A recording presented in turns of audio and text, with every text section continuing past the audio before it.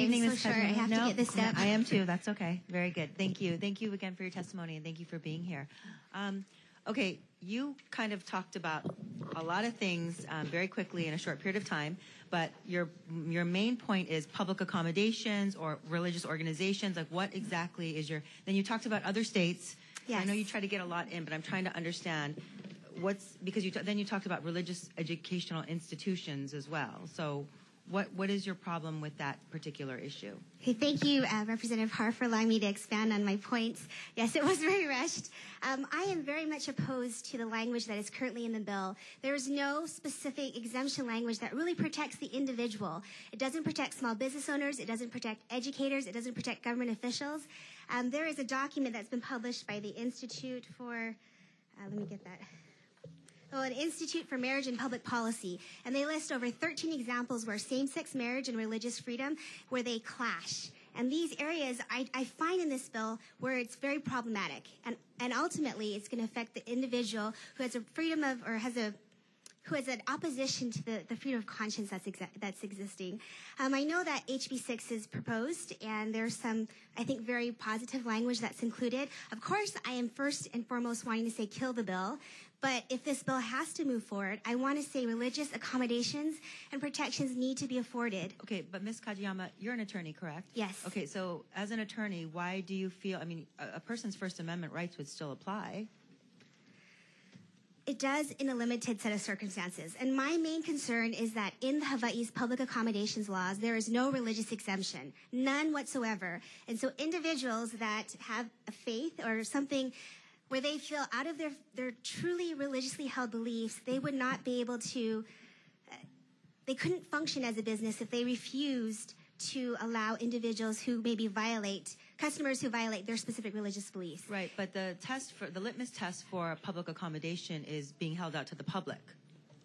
Yes, and that's exactly the point, being held out to the public. We know for religious organizations, right, that our purpose is to go out into the community. It's to help people. It's to act as Christ would act. And by doing so, we openly open our religious facilities to individuals who are not of our faith, and we happily do so. There's no... I hear people laughing, and that's fine, but there's no enmity or hatred in my heart.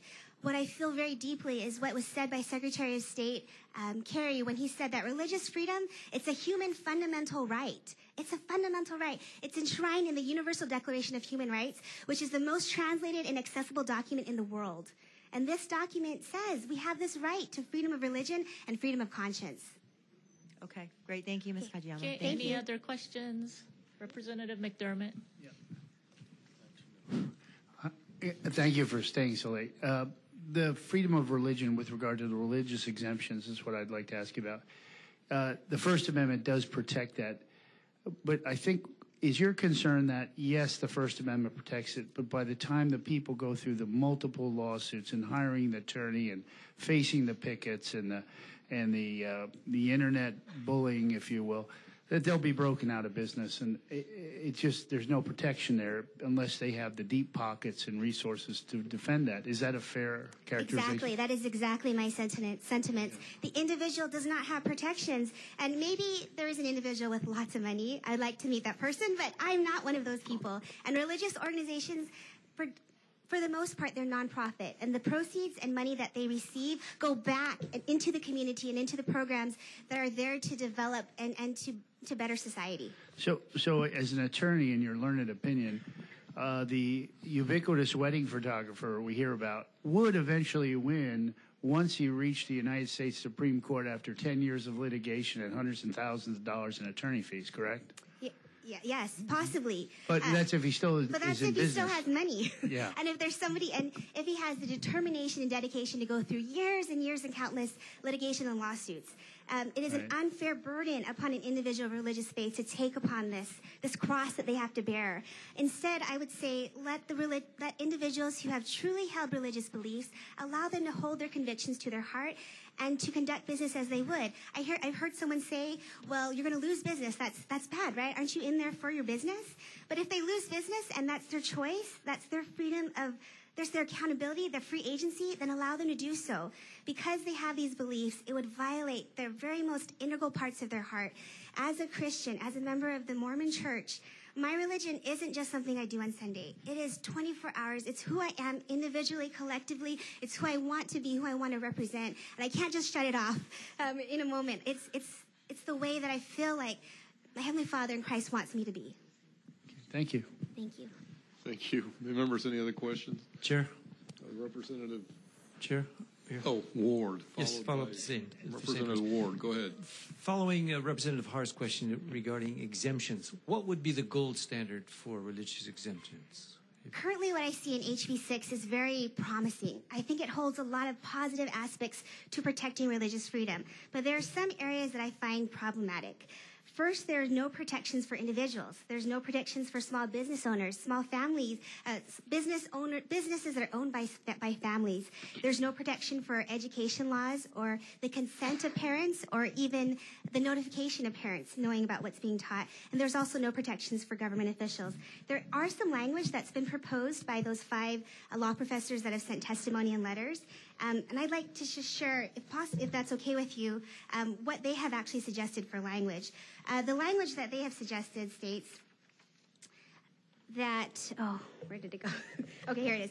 The language that they suggest is that, first, either these two, the public schools shall notify a student's parent or legal guardian in advance and provide them an opportunity to review information about any curriculum related to human sexuality, marriage, or family life, and students shall not participate in such instructions without prior written consent of the student's parent or legal guardian. They also suggest another language. The public schools shall notify a student's parent or legal guardian. Excuse me, but this bill doesn't, there's nothing in it. The bill wasn't referred to the Education Committee. That's a battle you have to fight at the Board of Education. So I understand your concern, but it's not really, doesn't really directly Chair, my do follow-up anything question. to do with this I wanted to bill. get the gold standard. I wanted you then to compare what you see as the gold standard to the Connecticut bill, if you're familiar with it. Yes, I am familiar with the Connecticut bill. And again, I am speaking as an individual. I've talked with religious freedom scholars, and I have studied the issues, but I'm not an expert in this field, with that caveat. But what I do find lacking in the Connecticut bill, again, is that there are no protections for the individual. There's no protections for the small business owner. We might be protecting religious organizations as a whole, but the individual with those values and beliefs will be their rights could most likely be violated. There is specifically in that letter that was written, they are concerned about the individual. And in that testimony, they specifically say that the individuals who religiously believe that they cannot conscientiously participate in these new laws that are being created, that human liberty will be compromised, and this will violate their freedom of conscience, their religious conscience. Okay. Thank you, Ms. Kachiyama. Thank you, Chair. Thank you. Anyone else? Mr. Chair, I think you just touched on a point that I would like to ask the testifier about in regards to education. Have these other states, has a same-sex marriage law being passed, has that had a significant impact on their departments of education and the education system there? Which raises the question of, if this law is going to significantly going to significantly affect the Department of Education, we have had zero testimony from the Department of Education here in regards of whether that will affect them or not. In the states that you've looked at, in the language that they have addressed, did they introduce that language because there is an educational component to this measure? There is definitely an educational component to this measure, and this is what we've heard from constantly from those who've been testifying. Where are the BOE and the DOE representatives? This will directly impact education. There's no way to go around this. This will change the fundamental unit of society and will alter fundamental rights. Therefore, when education is being taught, curriculum will change, and the effects will very much affect the children and the parents part of these programs. Thank you, Chair. Thank you. Sure. Representative Pilati. Thank you, Chair. This is my very first question of the day. So thank you for being with us, Ms. Kajiyama. I think, and I'm going to help you out here, I think that the gold standard that Representative Ward might be wanting you to say is that in House Bill 6, they have part of the exemption, sincerely held religious beliefs, and that should be perhaps the standard that we apply and add to the exemptions. Is that correct? Definitely, that is found in House Bill 6. Okay, so sincerely held religious beliefs. Would you want to extend that exemption to housing and lodging?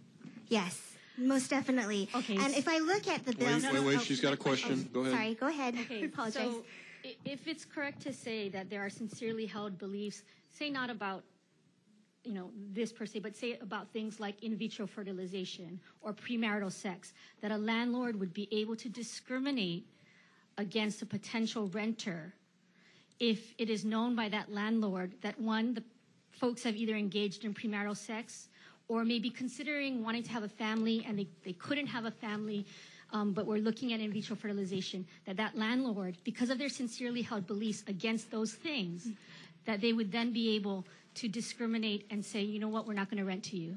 Okay.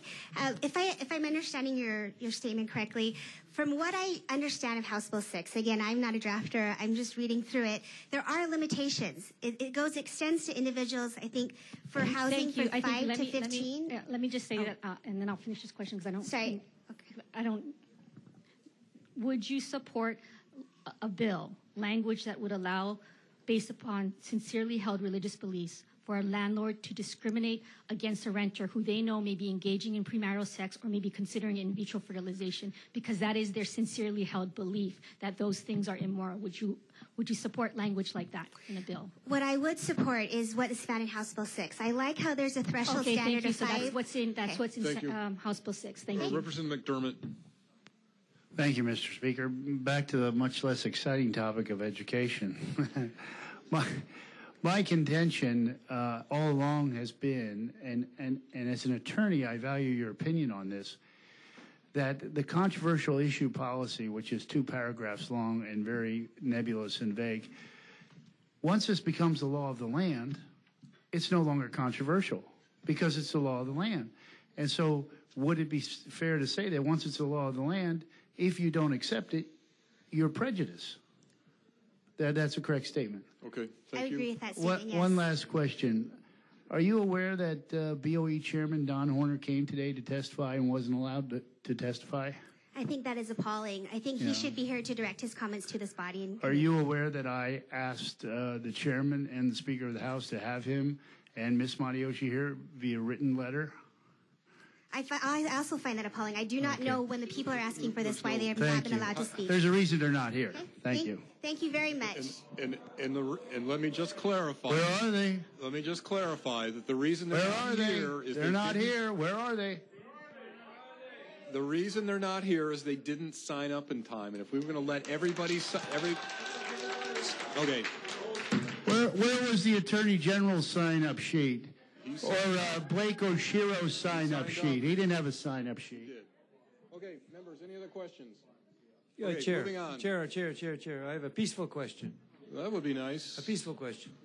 It's to the early childhood educator. I'm sorry I didn't get her name, but was she one who may have just left, the early childhood educator?